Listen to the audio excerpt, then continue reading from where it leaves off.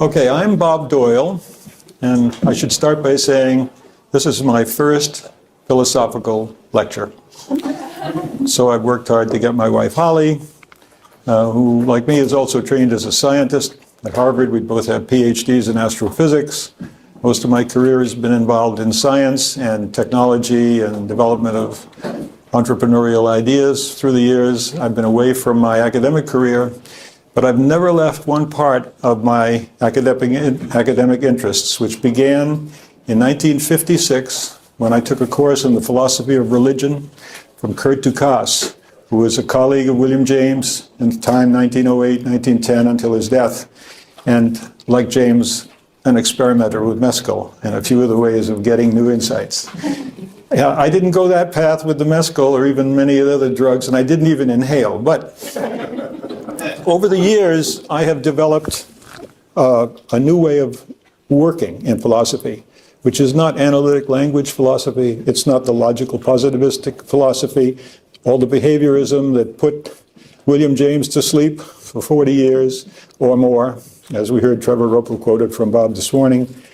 Instead, I always have been pursuing this alternative way of thinking about what's going on in the world as information structures.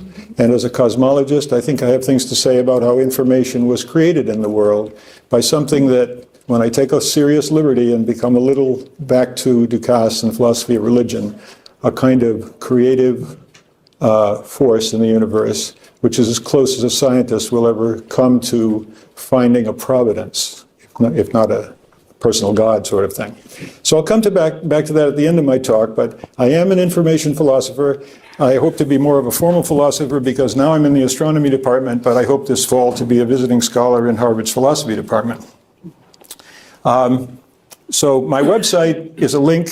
When you see a link in blue on my presentation slides, you click it, you go to my website, which has, at this moment, over 130 philosophers and over 60 scientists who've thought about 10 problems that I am working on. And the most important problem I'm working on is the one I'm going to talk to you about today, which is an idea I had to explain or bring up a plausible way of thinking about the problem of free will back in the 1960s. Now, over the years, I've found 11 other thinkers who think similarly to the way I think.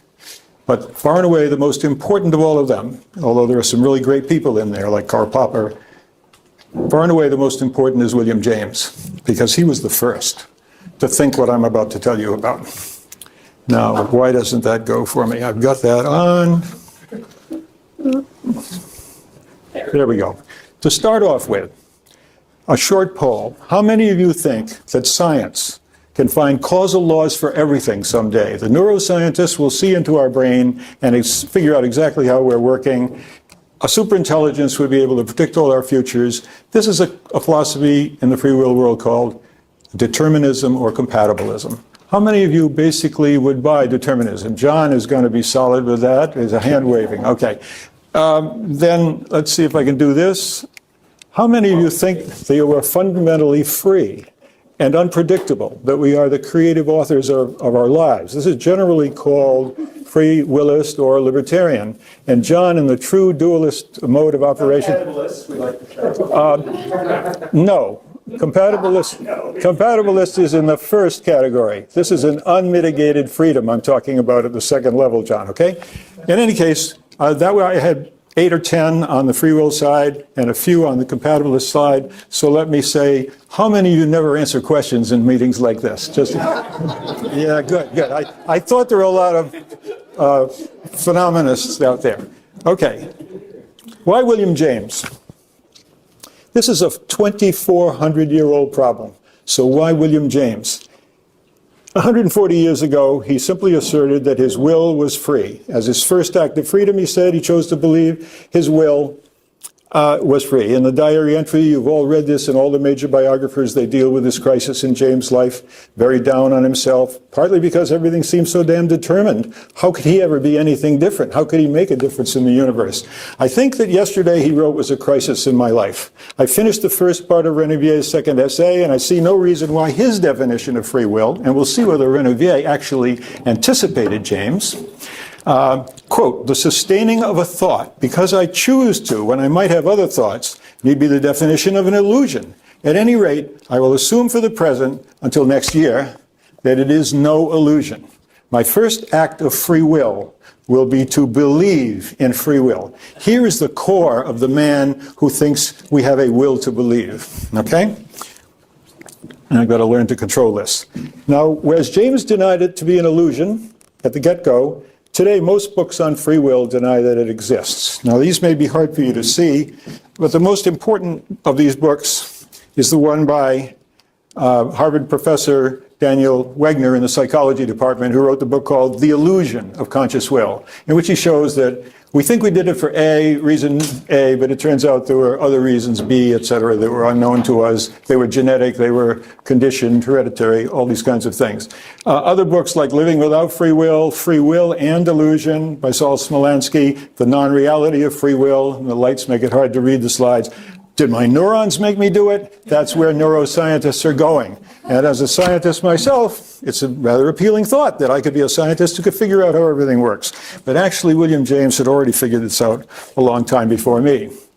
William James thought that an individual act of his will could make a difference in a causal and deterministic universe. He understood pretty well what physics was telling in those days, and yet he thought he could make a difference. That the strength of his belief in something like free will could actually make it, could increase the chance of their being true was perhaps wishful thinking, that my thoughts are going to convince you and everyone will be convinced, and is a relief. But James was not just a believer. He had an idea of how free will actually worked. He didn't develop this idea for another 15 or 20 years, but he began simply by believing in his freedom, okay?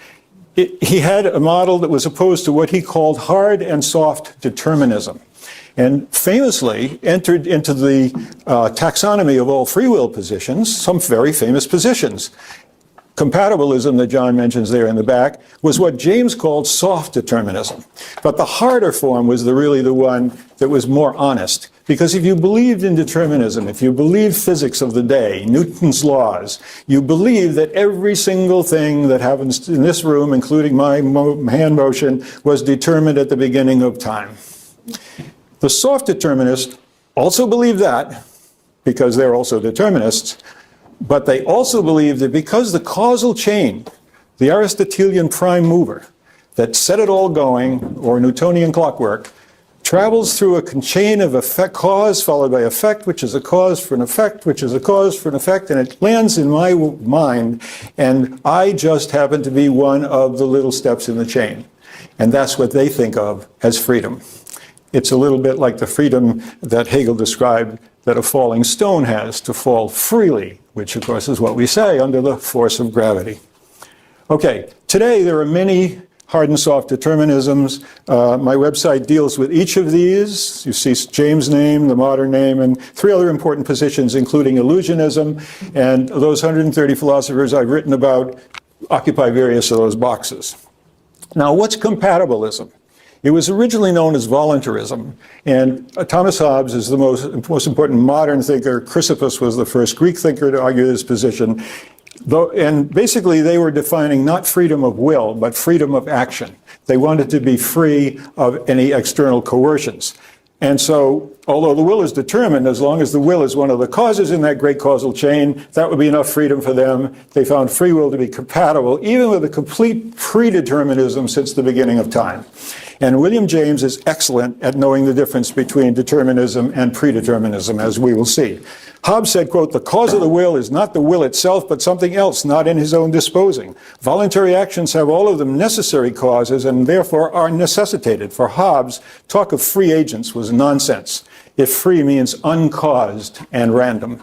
Hume said, and he's generally regarded as the leader of compatibilism in modern philosophy, it is impossible to admit any medium betwixt chance and an absolute necessity. And we'll see how William James is going to get around that binary choice. He embraced chance. He said, quote, the stronghold of the determinist argument is the antipathy to the idea of chance. And you must understand that for centuries, chance has been regarded as atheistical, because if it is objective chance, it questions the omniscience of God. So it was never an easy thing to say, and James was an amazing thinker that he could go out on a limb and say, as soon as we begin to talk indeterminism to our friends, we find a number of them shaking their heads. This notion of alternative possibility, a link to my website on alternative possibility and the positions of a very large number of philosophers on that issue. They say this admission that any one of several things may come to pass is, after all, only a roundabout name for chance. And chance is something the notion of which no sane mind can, for an instant, tolerate in the world. What is it, they ask, but bare-faced, crazy unreason, the negation of intelligibility and law. And if the slightest particle of it exists anywhere, what's to prevent the whole fabric, the whole connected causal fabric, from falling together, the stars from going out, and chaos from recommencing her topsy-turvy reign? James really understood the issue. Most people thought if there was anything really random, things fall apart. Now, just to see where indeterminism, his original word into the debate, is today. There are many, many positions, again. Agent causality under libertarianism, event causality, non-causality, and others. And again, there are philosophers in each of those positions. So let's get back. Why William James? He was the first thinker to enunciate clearly what I call a two-stage decision process, not a free will moment. If it's a single moment and it's got freedom in it, it's random. If it's a single moment and it's determined, we're not free. We need to break it apart. And James saw that it was two things and not one. James, and now these words that are italics are James' language in my sentence. So he says, a two-stage process with chance in a present time of random alternatives leading to a choice which grants consent, his phrase. We pay attention, we focus, and we give the one possibility our consent to one of those possibilities, and at that moment it transforms an equivocal, ambiguous future, his term, into an unalterable and simple past. The past goes beyond, we can't change that. There's the real determinism. Oh, so he had a temporal sequence of undetermined possibilities that, his phrase, present themselves, a very important phrase. They present themselves, followed by an adequately determined choice or a decision. And James saw a strong similarity between genetic evolution and his idea of idea evolution. But before I go on to Darwin, I just inserted a slide. Bob Richardson was kind enough to send me the comments that he's written on the essays, the most important of which, I told him, was the dilemma of determinism. And this is what Bob found in the dilemma of determinism, and shows me that he really understood William James. In the new book, and here's a little picture, sorry for the, can't see it in this room, it gives us, he said that James gives us a clever and hard to dislodge argument that in many, perhaps most of our life situations, we are free to choose between alternatives. And James, he says, attacks all forms of determinism, the philosophical, theological, the behavioral, or the genetic. And he says, again, we're quoting Bob here, accepting the possibility of chance does not mean accepting a world that is random, despite the thinking of centuries of philosophers and mathematicians and scientists. It instead means realizing that chance is another word for freedom. Now, Darwin. It clearly is a mapping between the two stages of what James called mental evolution and what Darwin called us two stages. And to see the parallel, he writes about this is quoting James, a remarkable parallel, which I think has never been noticed. Of course, it's only been 30 years since Darwin, 25 years since Darwin, obtains between the facts of social evolution on the one hand and of zoological evolution as expounded by Mr. Darwin on the other. I can easily show that, as a matter of fact, the new conceptions, the emotions, and active tendencies which evolve are originally produced in the shape of random images, fancies, accidental outbursts of spontaneous variation in the functional activity of the excessively unstable human brain. What an insight. You can feel his blooming, buzzing confusion coming, and you can feel the idea that accidents are happening in the brain, in the world, and we have to respond all the time. And we can respond without making what we do random, but just by picking one of the best ideas to commit to or to grant consent to. Now, I thought I'd changed the title of this slide to In the Footsteps of William James, but that's in the online version. By the way, all these slides are online, and the link is at the bottom of your handout, so you needn't take real notes. You've got them all there to look at later. Feel free to use them in your own talks, because I'm hoping you will join me in a campaign to get priority for William James. I wanted to say that Lynn and Paul have named this conference In the Footsteps of William James, and it's a very nice thought that, to me, the most important footsteps he ever took were the virtual footsteps. He asked us to consider, when he spoke to the Harvard Divinity School graduating class, and he said to them, "What's meant by saying that my choice of which way to walk home after this lecture is ambiguous and a matter of chance? It means that both Divinity Avenue, here, private way, I don't know, those of you who know Cambridge, he's talking in Lawrence Lowell Lecture Hall, Lowell Lec, which is where Charles Peirce delivered his lectures, very famous, wonderful place. It's at the corner of Oxford Street and Kirkland Street, which it means that both Divinity Avenue and Oxford Street are called, but only one, and that one, either one, shall be chosen." Beautifully brilliant statement of the ambiguous nature of the future. He said, "Now you students, I know you think that when I walked down Oxford Street, I was determined to walk down Oxford Street. And I can't convince you otherwise. You're free to decide to be determined," as others have pointed out. He never wanted to coerce the students. But you know, I am actually free to do either one of those, and no rewinding of the universe would ever reveal that I had that freedom. Because once it's committed to a kind of instant replay movie, which he considered, not a movie, but an instant replay where God could crank the world back for us, it would be the fact that he would sometimes do one, sometimes do the other, and that would be random chance. Now today, notice the Divinity Avenue sign, one block down from Lowell Lec Hall, okay? One block down is William James Hall, the tallest building on the Harvard campus. And you would think there would reside the legacy of William James. But instead, in that building, the occupants, with the notable exception of Steve Coslin, who I learn about from Craig Lambert, who's with us here, I think from you that Steve is leaving Harvard and going to run an institute in Stanford, a great loss because he's the William James, he has a chair that's in the memory of William James, and he is one of the few who holds a position of free will. Most of them are determinists and compatibilists. And what they really are the hard and soft determinists of James' Dilemma of Determinism lecture that he gave one block away, but there's hardly anyone in that building who knows that. And you have to help me to get the message to them that there's something really important to think about in his work. And I hope to give a lecture in William James Hall. But Dan Wegner, who wrote that book, that Free Will is an Illusion, won't talk to me so far. He's swamped at the moment. He's maybe in the summer. Oh, no, it's the summer. I'm very busy on my vacation. Maybe in the fall. I'm kind of getting that because I'm an outsider, like many of you I know as independent scholars probably recognize that problem. Okay. On your handouts, I want you to learn something and learn it well enough to recognize it when you read a philosophical treatise on this subject. Because I have a page on the standard argument, so it's a blue link. On that page, you'll see about 35 philosophers who state this argument. Only a few of them say it's a standard argument, but they all use the same argument. So you need to know this argument and find a flaw in it in order to defeat it. Otherwise, these guys are going to convince all the students of the future who take classes on philosophy and free will. So here goes the standard argument. The most famous guy is J.J.C. Smart, who has this argument.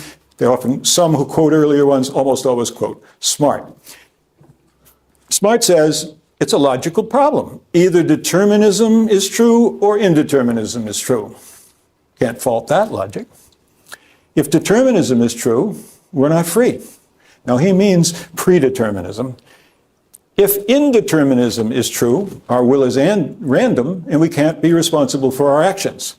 Okay? So logical philosophers conclude free will is incompatible, and this becomes a technical jargon term in modern classes on philosophy, whether free will is compatible with determinism or incompatible with determinism. And incompatible means you could be incompatible because determinism is true, or you could be incompatible because determinism is false and free will is something else. It's a hell of a mess in terms of the clear, critical, conceptual thinking that most analytic language philosophers pride themselves on. I find them engaging in a very confusing and messy set of terms, rather than just talking about whether we have free will or whether determinism is true. In any case, logical philosophers say no free will either way.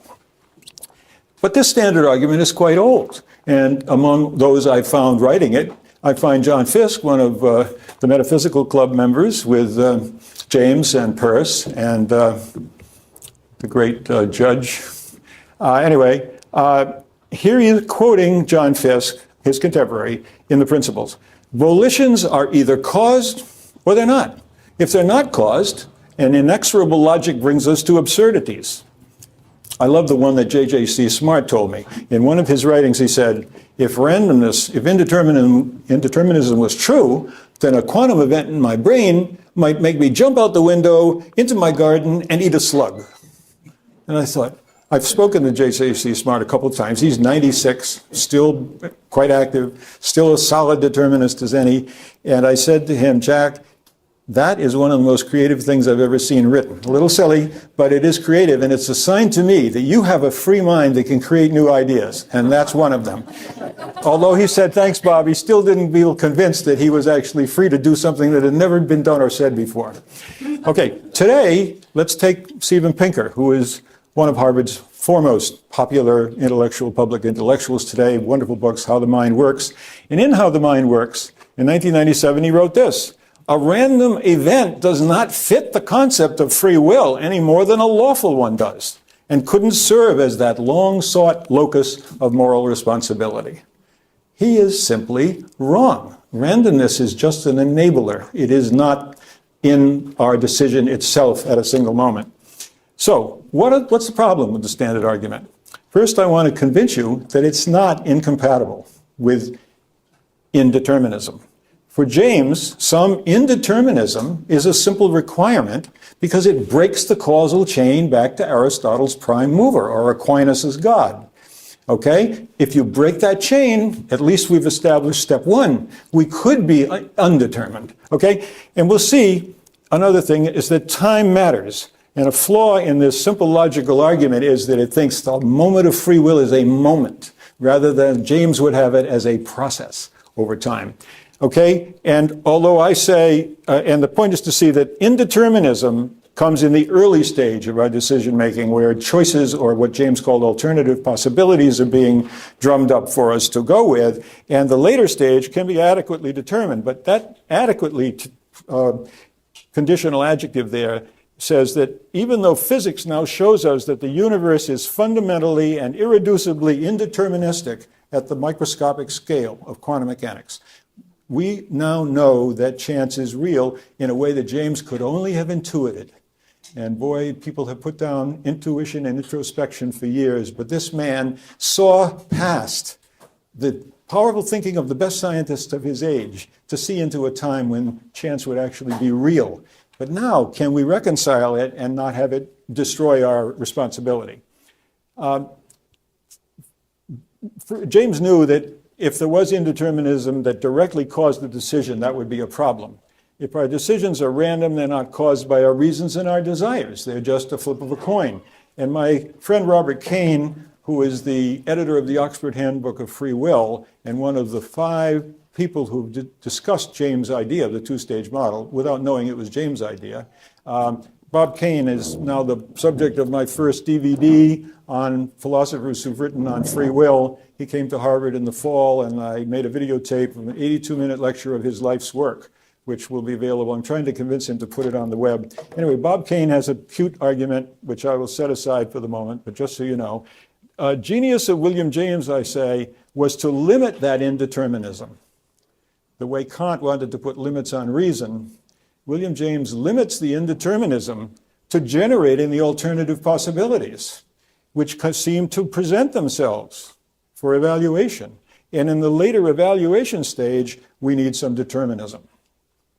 Now, what did he say about determinism? He said, it isn't determinism that's our problem, or some determination of our actions by our values, by our desires, by our feelings, by our motives. A little bit of determination in what we do based on our character is not a problem. And we'll see that in one of his great students. But it's predeterminism that's the problem. It's the Calvinist notion that God set the whole thing up and is in charge and it's flowing in an orderly way, or the physics Newtonian view. It's predeterminism from time zero that's the problem. Actions are determined since before our births and so forth.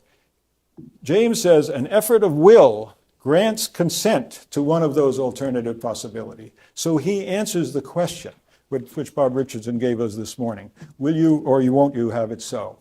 You have a chance to say which of it is. Chance to say which of it is. Now, this two-stage model, as I say, I basically developed it in the 60s, and I was into another life career. And I've only gone back to astronomy at Harvard in the last couple of years.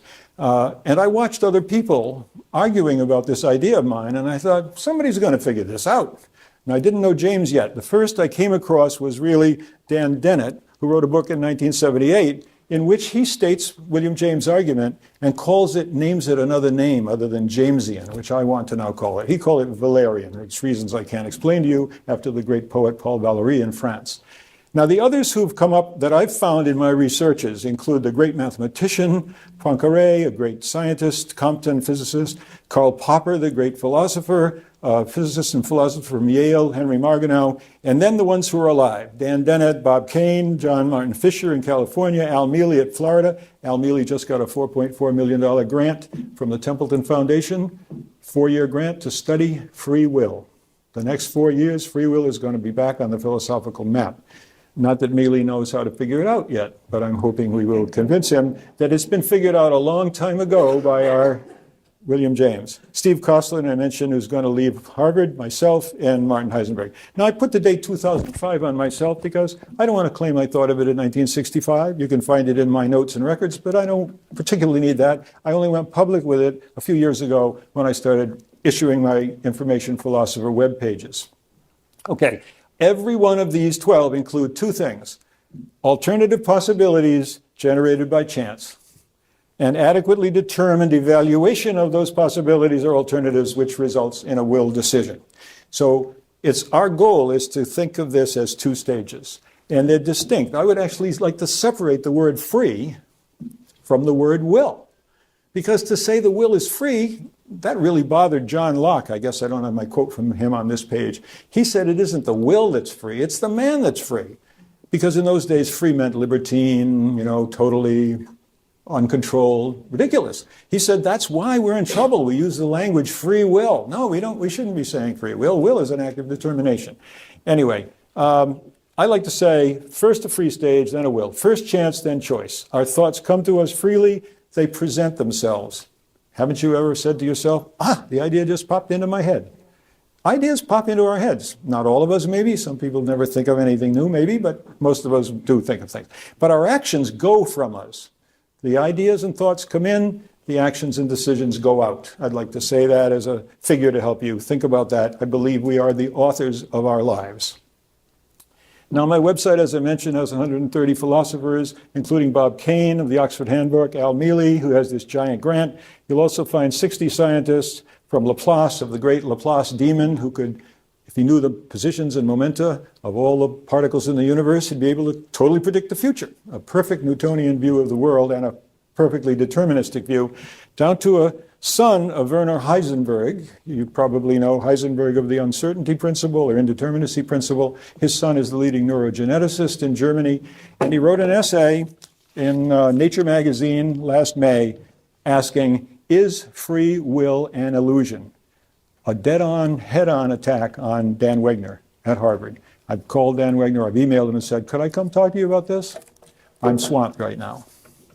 But he is basically out to say, and I'll tell you a lot more about Heisenberg later, okay? So in the essay, Heisenberg challenged Dan Wegner. Ironically, Dan Wegner was just named the William James Fellow. He doesn't have a clue about William James' thinking on this issue, as far as I can tell. And I hope to get to talk to him one of these days, even give this lecture in William James Hall. My goal for this lecture. This is a practice run. Okay, Heisenberg wrote in Nature a two-stage model of random behavior plus lawful behavior put together, okay? I'll come back to that a lot more. But then I wrote a letter, I contacted Martin Heisenberg, told him William James, this was William James' idea. He said, Bob, wonderful to associate me with William James. Thank you, thank you. So he appreciated it. So I wrote a little letter to Nature, and they published my first philosophical publication, which says that William James thought of this idea 125 years ago. So I've taken that step to get James' reputation out there. And I will do it again in Barcelona in October, because we're going to have what's called an experts meeting there of 4 scientists, 4 philosophers, and 4 kind of commentators, intellectuals, on the subject, is science compatible with our desire for freedom? And 4 of the 5 leading thinkers on the two-stage model will be there, including Bob Kane, Al Mealy, Martin Heisenberg, and myself. Only Dan Dennett of Tufts, who, as I said, I was one of the early ones to describe it, but not endorse it, will be not there. But he will do a free will seminar at Tufts this fall, and he's invited me to come. So I'm going to sneak William James in into the Tufts students' heads. Bob Kane, by the way, is the leading free willist. Al Mealy is officially agnostic on the question of free will. Maybe that's why Templeton gave him the money. Okay, I'm asking you today, I put a paper into William James Studies in the recent edition, Volume 5. I want to thank Mark Moeller, wonderful editor of William James Studies, who worked with complaints from reviewers that said, how does he know William James did this? And they urged me to prove that William James was first. And I spent a lot of time working on that. You're going to see my research on how I thought I could prove James was first. Okay, but I need more help, and I'm hoping that you will join me in whichever way you can to add some scholarship to James and his colleagues, okay? So who else would it have been before James? It could have been way back at the time of the Greeks, Epicurus and Lucretius. I don't think anyone after Newton established the laws of determinism could have thought of such an idea until Darwin, because he had to introduce chance. The whole sense of Darwinian evolution is that there are spontaneous, undetermined variations, mutations in the genes, which he didn't call them genes because he didn't know that yet, but he did have spontaneous variations followed by natural selection. Okay? Charles Sanders Peirce. Until the Royce James Symposium 3 years ago, I thought Peirce was closer to having an idea of chance being important. And so my discovery of James is really only 3 years old. I want to show why Peirce did also accept chance, but that he was no William James, although he's a great scientist, logician, and other things. Charles Renouvier and Alfred Fouillet, the great French thinkers, known influences on both Peirce and James, talked about free will. But I'm going to try to convince you they thought about it the same way Kant thought about it, as a kind of an antinomy where they could argue both for and against, or the classic pragmatic answer, yes and no. But I'm going to try to settle on the yes side. So I'll discuss them. They're known influences. So Epicurus, famous for saying his colleague Democritus had said the world was made up of atoms, material particles which are all going in determined ways, and basically created the problem of determinism. Epicurus said, well, maybe every now and then one of the atoms swerves a little. And all he really wanted to do was break the chain of determinism.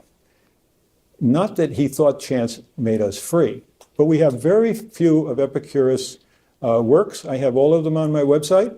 I have them in Greek. I have them in English. I taught myself Greek, or Holly and I took a few years of Greek to read Greek, did Hebrew as well to read the original sources. And they basically only could make room for freedom. They never really addressed the question, if it was random, how could that make us responsible? The Stoics had said chance was atheistic, and Chrysippus is the most famous, saying what later James would say, they would all fall apart. I have a very long article on free will in antiquity, which I won't bother you with today, but there are many of the important people.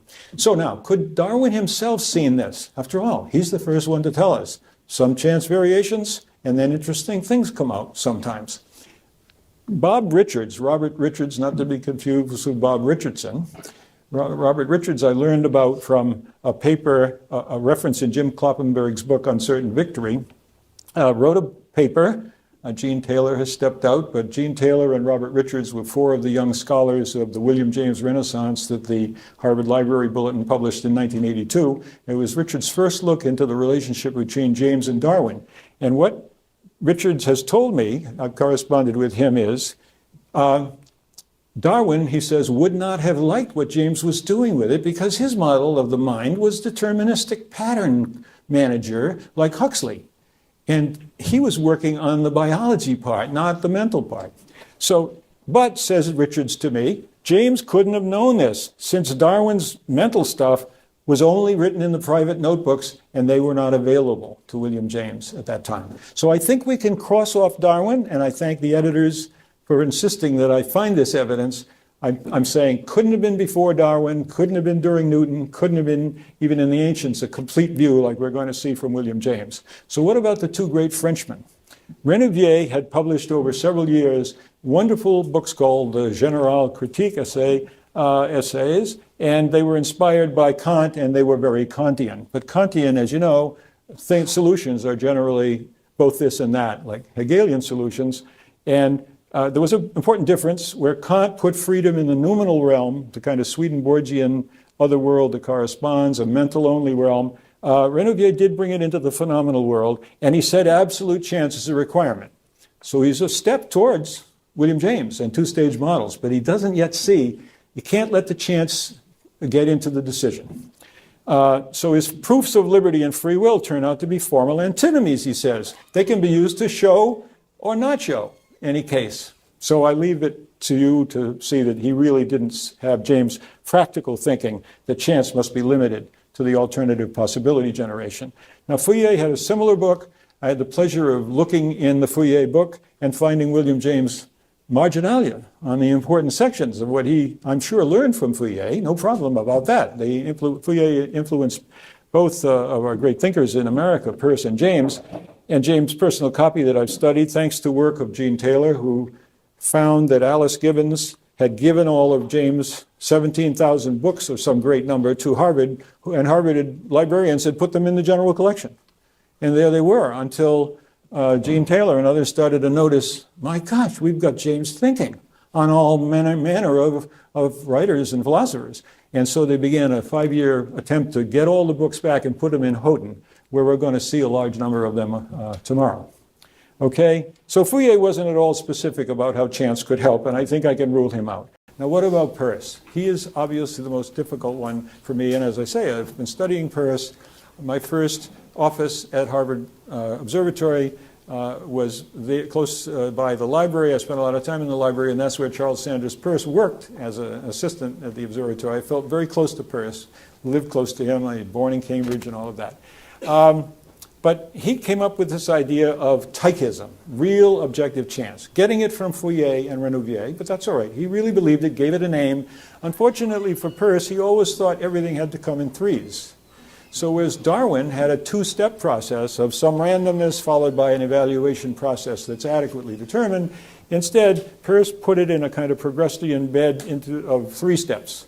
And I don't really need to detail them for you, but unfortunately, Peirce, I summarized some of his important triads as to evolution. He made it into 3 steps, and then he had 3 levels of thought. And I think you'd enjoy reading Hegel on free will, because I think, as we learned this morning, Hegel had a big influence on James, and he had a big influence on Peirce, and maybe the triadomania Peirce described was derived from Hegel. But Hegel actually has a very nice triad I like a lot. He doesn't have James' insight, but he starts with randomness as subjective in the great dialectic of thesis, antithesis. The antithesis is determination by the object in the world, followed by not a synthesis, as English usually simplifies Hegel's thought, but an Aufheben. As Kant earlier had said the same thing, Aufheben is a German word that has the connotation of heave out. You see the Heben is a heave out, but also up. And it really means something, as John was saying the other morning, it transcends. We're looking for something that gets above the either-or of indeterminacy and determinacy up to something that transcends them by using both, which is what William James will have done. He said, I've got both chance and I've got over here granting consent to one of the options. So I think you'll like my pages on Hegel, the references to the philosophy of right, and I've got the sections there. Okay, I think I'll jump over Paris because this is an equivocation. I want to watch my time and give you some time to get at me with questions. So there's a very interesting case of Dickinson Miller. Miller was, as you know, first a student, many of you know, of James, and then later a colleague at Harvard.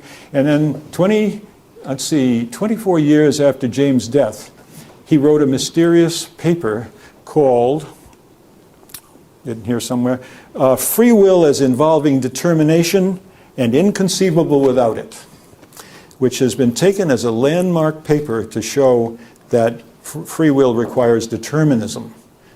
Hobart never said determinism. He just said determination. And he never denied, I'm not maintaining, he says in this paper, that determinism is true, but this is a major reference in textbooks on philosophy on why we need determinism. And it's a total mistake, misreading of Hobart, because he was not only Persian, not only a Jamesian by his friendship and so forth, but look at what he says. 2 courses of action. Actually, James thinks not 2, but a blooming, buzzing confusion of alternatives present themselves. Do we recognize that phrase? This man is speaking William James' ideas without giving him credit.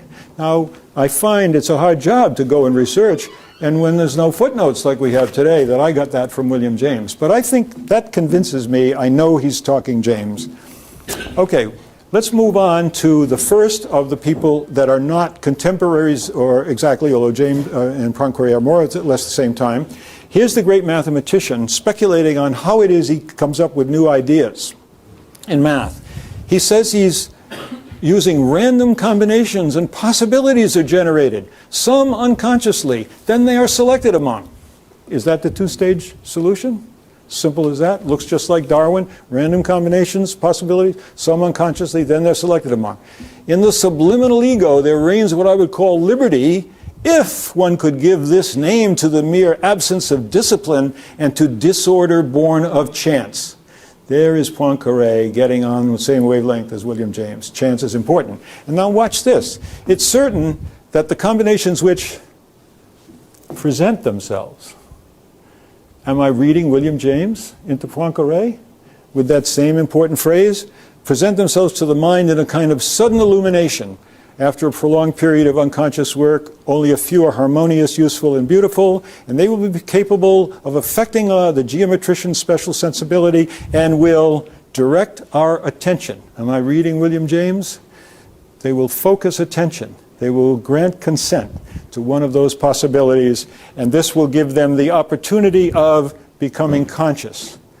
I can actually show you that that idea comes from Renouvier and not just from James, that the way we select is simply by paying our attention to one of the many possibilities in front of us and staying with that idea.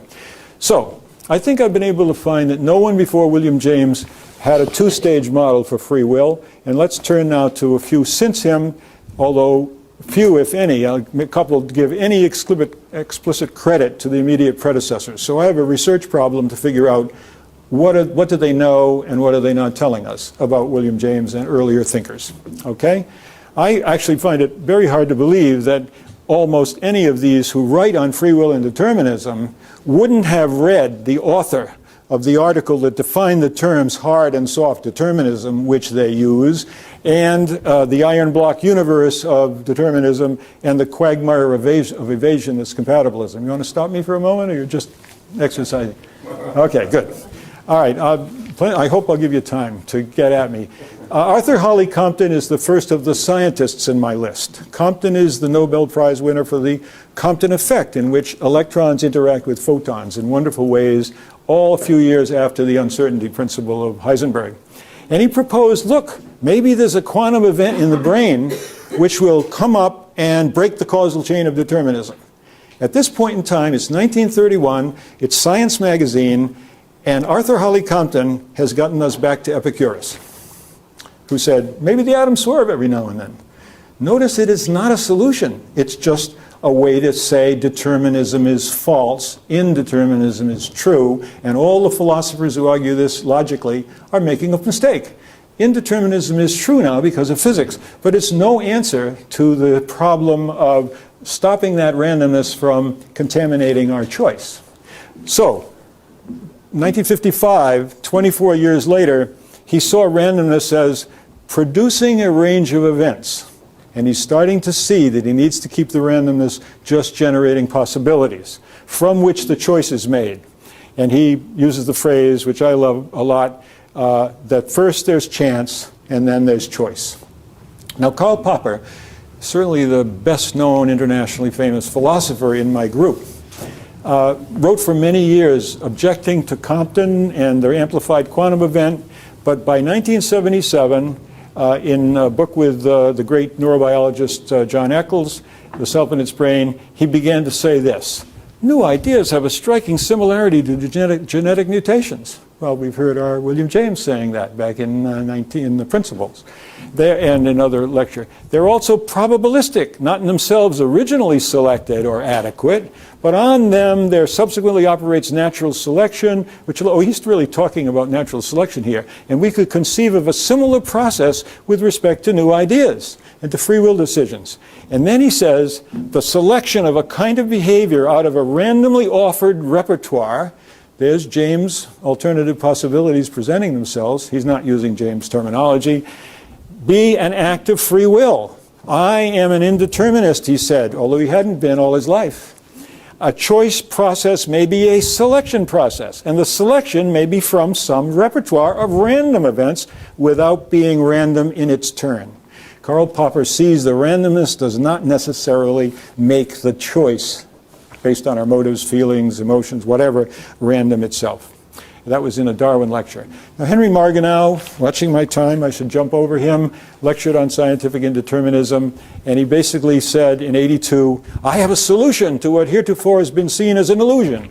That's fine, but too bad he hadn't read all the other thinkers I pointed out, starting with James, who said, it's not an illusion. There's really a way to think about this. And the thesis is, quantum mechanics, etc., freedom involves two components, chance, existence of a genuine set of alternatives, and quantum mechanics provides the chance, and we argue that only the mind can make the choice by selecting among the possible ambiguous futures, as James told us there really exist. This is in 1982, sort of late to the game, and he's dead now, but a very important, not just a physicist, but a philosopher of physics. Now Dan Dennett, the guy who in 1978 wrote what I thought was the closest thing to my model. And what does he say? The best thoughts on a two-stage model written by any philosopher. Absolutely. He says, unfortunately, he didn't endorse it. He proposes a decision-making model where first you have consideration generator, whose output is to some degree undetermined, produces considerations, but those considerations ultimately serve as predictors and explicators of the agent's decision. And he then gives 6 terrific reasons. I don't think I have time to go into them particularly, but I want you to show he's diffident. He says, I think the model of mine, he's saying, installs indeterminism in the right place. For the libertarian, Bob Kane, he was writing about at the time, if there is a right place at all. So Dan Dennett is really deep down one of the great compatibilist determinists and has been defending that for years, and I've been watching him for years, and I'm looking forward to engaging him because he's one of the few people who's going to let me come talk, even in his seminar. Several other excellent reasons. You'll have to go find them there. Here's Bob Kane. He also describes the two-stage model, but he also does not really endorse it. But he likes the idea that it provides an open future, such as we think we have when we exercise free will, and so forth. A little diffident, and that's part, the leading people today write always in a sign of agnostic way, not liking to commit themselves to any position. Al Mealy, another of the great guys who has the grant, he basically admits he's following Dennett's model, which is a sign of decent scholarship, anyway, compared to the others. And he gives a very similar model. I'll take my word for it. Steve Koslin wrote an introduction to a famous book called Mind Time by Benjamin Libet, which is used by neuroscientists to argue we don't have free will. But in the introduction, Kosslyn writes that, look, we construct rationales and anticipated consequences as appropriate for the specific situation. This construction process may rely in part on chaotic processes. Such processes are not entirely determined by one's learning history or even as filtered by one's genes. And given those choices or rationales and the anticipated consequences, one decides what to do on the basis of, read, adequately determined by one's knowledge, one's goals, one's values, and one's beliefs. He's clearly seeing William James. I sent this quote of his to him. Finally, Martin Heisenberg, who wrote the essay, and I'm going to give you a little more about Heisenberg because his model is actually describing fruit flies, which is his expertise. And even animals, no, not animals, they're prokaryotes, the bacteria of the world, who are very important. I've learned recently we have 10 million cells that are our own, with our own DNA in our body. But they are outnumbered 10 to 1. There are 100 trillion bacteria living in our body, many of them doing what you're about to see. And Martin Heisenberg said in Nature that even bacteria have free will. So he got a little slammed for that because it isn't clear you'd like to say they have a will at all, but they have something very much like what William James saw. And I think I tried to show this to you. Basically, Heisenberg says the little bacterium, which has a little longish body, has got sticking out the back of it a bunch of little hairs or flagella. And there's a motor, like an outboard motor on a motorboat, and when it goes clockwise, all these flagella separate and the bacterium tumbles. Okay? However, if he turns the motor the other way, counterclockwise, the little hairs line up, not like a ponytail, but like a braid, Holly says, and the bacterium goes forward. So he can do two things. He can tumble randomly, or he can go forward lawfully. And when he goes forward, what does he do? But random generated alternative possibilities. The bacterium then moves forward and evaluates the gradients of temperature, nutrients, toxins, what's going along my body. If it looks good, he just decides, and this is what Heisenberg is saying, to continue in that direction. Something good over there. But if it doesn't, it tumbles again. That's the entire work of Martin Heisenberg. I've been asked at this conference in Barcelona to explain how you get from prokaryotes with random plus lawful up to human beings and really call it free will. And Martin and I have decided to agree to call this not free will, but behavioral freedom, which just says that even the bacteria, their actions have not been determined since the beginning of the universe. They're in fact little free agents of a sort. They act out things that start with randomness. And how it evolves to free will, I'm afraid I again don't have too much time for you. If you want, we can come back to these things. I basically see that in biological evolution, the selection process is natural selection. But in the bacterium all the way up to humans, the selection process is not natural selection. It's a teleological selection, or really a teleonomic, as Jacques Monod qualifies that term, since teleology has this flavor of a religious original from Aristotle. It has purpose. And the little bacterium decides what to do because it wants to get something good to eat, or maybe whatever. So basically the means of selection is what's different as you move up. From animals that have little or no learning capability, you get to ones that can take their experiences, and here we come to James thinking, and remember their experiences. They learn things. Therefore, when those experiences are in their mind, they can use their past experiences to guide their current choices. That's way level above the instinctive only and the kind of what is an instinct lecture of James, the are we automata lecture of James, all talk to these points really beautifully. The selection criteria in the case of someone who can learn, or an organism that can learn, are acquired through experience, including parents teaching us, peers teaching us, and experience and so forth. Whereas the instinctive behaviors all come through our ancestors having learned them and produced those instinctual. Then I want to add a kind of predictive selection where certain organisms, higher animals, are smart enough to actually anticipate the consequences. And finally, one where we use norms and we think about our rules of our society to help us make our decisions. and that'll be the core of my talk in Barcelona. So basically everything I do here is separate free from will. You've got the message, I hope. Freedom is unpredictable because it is creative and indeterministic generation of alternative possibilities. The will, however, is adequately determined by our reasons, by our character, but not predetermined. And as I say, John Locke had already separated these two in his essay concerning human understanding, the chapter on power, in which he said, I think the question isn't proper whether the will be free, but whether the man be free. Okay, to come back to the point that most philosophers thinking about this subject now think about it as a moment in time, a moment divided between a fixed past and the laws of nature, as they like to say, and our decision in the future. Given that it's one moment, they can't see what James sees, that we need something happening that generates the possibilities before we make our decision. And so they come to this conclusion with a decision that is a single point in time. I say we need time to, and this is a jargon term of the debates, do otherwise. We can choose to do otherwise. We could have done otherwise, the basis of moral responsibility. But in order to have that, it can't be just one moment, one instant. So in our model, the decision process is temporal, some generating possibilities, then there's a step, then we evaluate our decisions, evaluate our alternatives, make a decision, and move into the future with thoughts that come to us freely and actions that go from us willfully. Now my critics say, hey, Bob, you're still totally determined. Once randomness is given 17 things to choose from, you're going to pick the one that's best for you according to your character. You're just as determined as you were before. It's amazing how many people have told me that I haven't made any progress on this problem. And so here I add to them, wait a minute, we can have what we all know as second thoughts.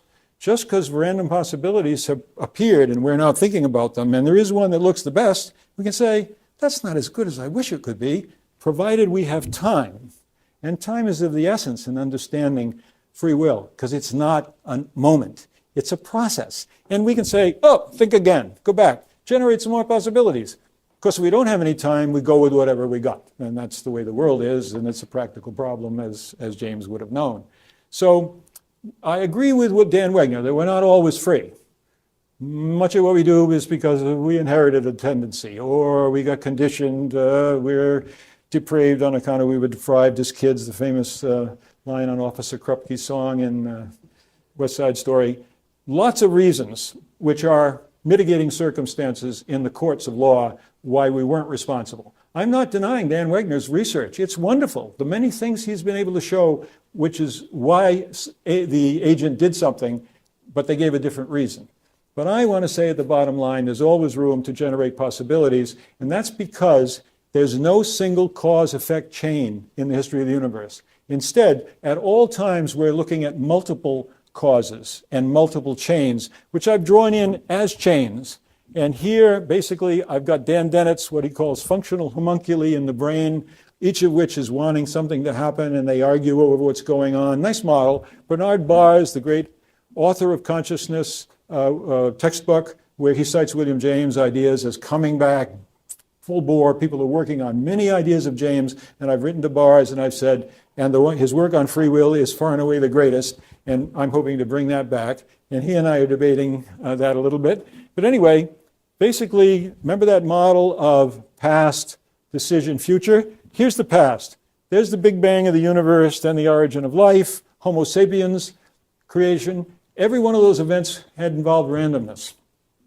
Then it comes to our birth, our conception and birth, and education and environment can affect us. So we've got heredity as an effect, education, environment as an effect, and these are alternatives according to most thinkers. There isn't anything else in there that we would call free. It's just a big thing going on, and we're at the end moment, and we have to choose whatever the options are open to us because of our background. But Bob Kane, my friend Bob Kane, has this idea of self-forming actions, where sometimes I use a light bulb.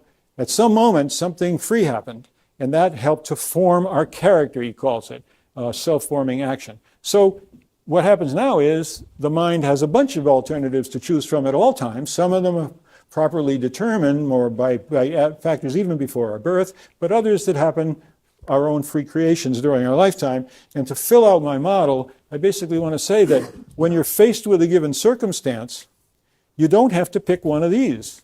You can generate possibilities, according to James, and you can send them over for evaluation, and you can do that until you come to the best thing you can think of, the way Henri Poincaré talked about how many weeks or months he worked on problems until the run popped into his head that he finally had a great piece of work. Okay? And my particular improvement, maybe I don't need to tell you, but those who say it's a quantum event that does the decision are in trouble. And I want to point out that it's never been one quantum event, one decision, because I have calculated that there are of the order of millions of trillions of quantum events in the brain at all times. And the question is, which one of them might actually be involved in making some randomness? And that's going to be a neuroscientific question in the end. But it's not some quantum events. Most of them, though, are ignored and averaged over, and we're mostly stable individuals. That's going to be my contribution. And I'm talking to molecular biologists about this, and this is a big part of my talk in Spain. I also want to say a thing that I think James appreciated from the beginning. The problem of free will is not just the problem of free will. It's the problem of whether we can be creative. Because what does it mean to be creative if the thing you created was already known at the Big Bang and the origin of the universe? Creativity is novelty, and it requires a freedom just like the freedom that's needed in order for us to have a will that we can say gives us our responsibility. And so it turns out that it's noise in my model, my information philosophical model. We normally suppress this noise. Some of us may suppress it all the time. Never want to even suggest a new idea that they didn't get from their parents or their culture. But they have that possibility, is what James is telling us, and there's room for lots of ideas. I believe in a way that we are perhaps most free when we let the noise in, when we dream, perhaps, or when we imagine, or when we create. That's an expression of our freedom. So to sum up, free will is incompatible with predeterminism, and it's incompatible with indeterminism if that indeterminism is right there in the choice and made it for us, so to speak. Although we could flip a coin, says Bob Kane, and if we had two sides of a torn decision, great reasons for doing either one, if we flip a coin, he says, and I agree, we can say we were responsible either way.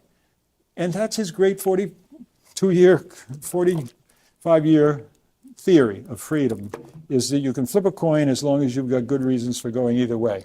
It's a small contribution, but it isn't the level of William James' contribution and these other 11 scholars. So I also want to say that although it's incompatible with predeterminism and incompatible with randomness if it was in the choice, except for Bob Kane, it's compatible with a limited indeterminism, where the indeterminism stops at giving you possibilities. And then an adequate determinism. What do I mean by that? I mean the adequate determinism that we use to send men to the moon using Newtonian laws, which we know are wrong at the microscopic level, but they don't get involved. And once people ask me, how could they be involved in the brain if they don't affect the planets? And it's just a matter of large numbers and size and other things which are rather scientific and technical.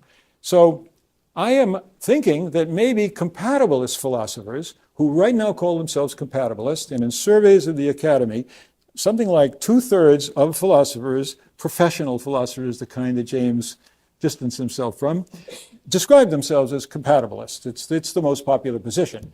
So my goal is to say, well, you know what? What is compatibilism? It's compatible with determinism.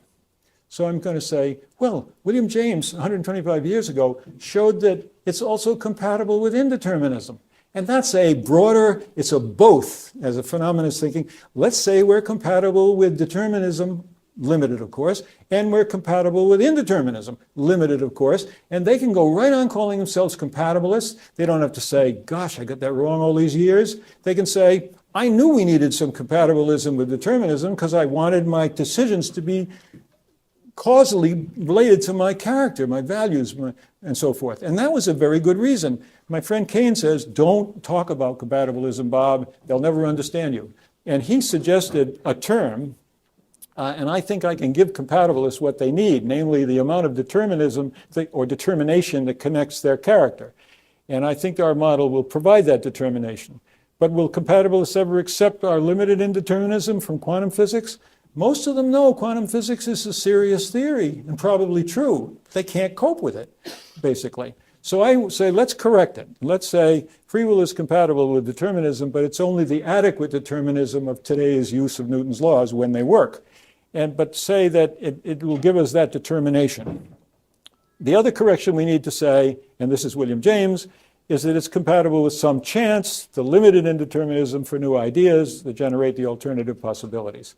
And Bob Kane said, after I've been on the phone with him quite a few hours going around possibilities and way of writing about all of this. He and I will write an article together, I hope, after the second edition of the Oxford Handbook goes to the Oxford Press, in which he has now promised to put the two-stage model in the new edition. So I feel it's a great accomplishment. Even though I haven't got him convinced of my way of thinking, at least he's going to talk about it. He said, hey, let's call it, I was calling it something else, corrected compatible. I had some phrase. He said, how about comprehensive compatible? Sounds nice. It means both. And now a pluralistic person would think both sounds good to me. They play their roles. And the two are the adequate determinism and for the determination by our reasons, and the limited indeterminism that James wants us to have in order to have new possibilities. But then he said, Bob, don't do comprehensive compatibilism. It will confuse the talk that's in the field. And so many people would be confused that we will not make progress. I'll think of a better phrase once we write our paper. Well, I told him, I'm going to talk about it to the William James people. I think they'll understand both. Don't worry about it. So we come back to the chapter on will that Bob Richardson described to us this morning, in which James said, free will, if it existed, could only, he had a section in the chapter on will called The Question of Free Will, and it's his most direct statement.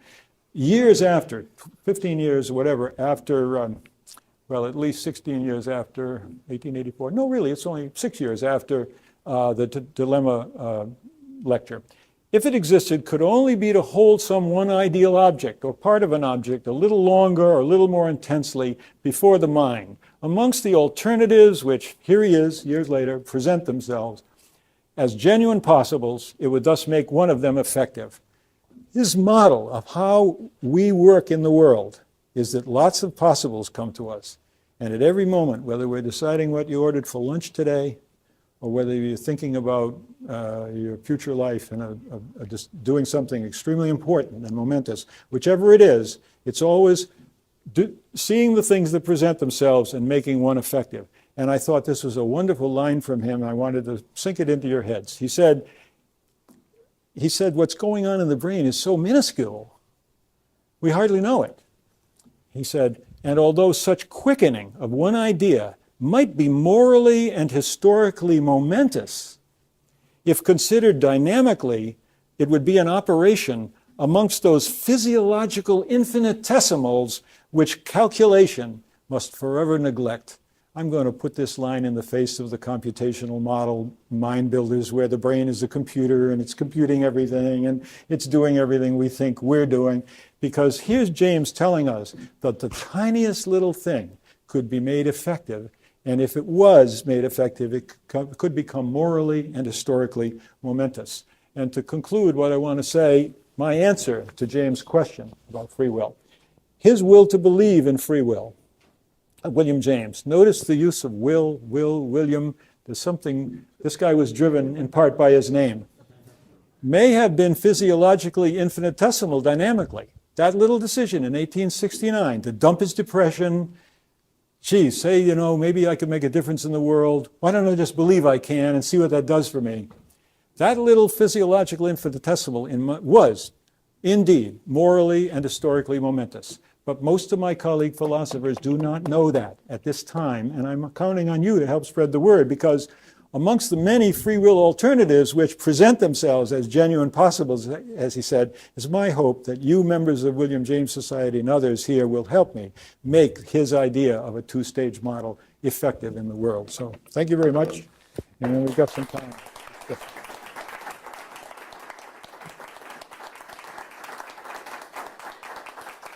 Thank you.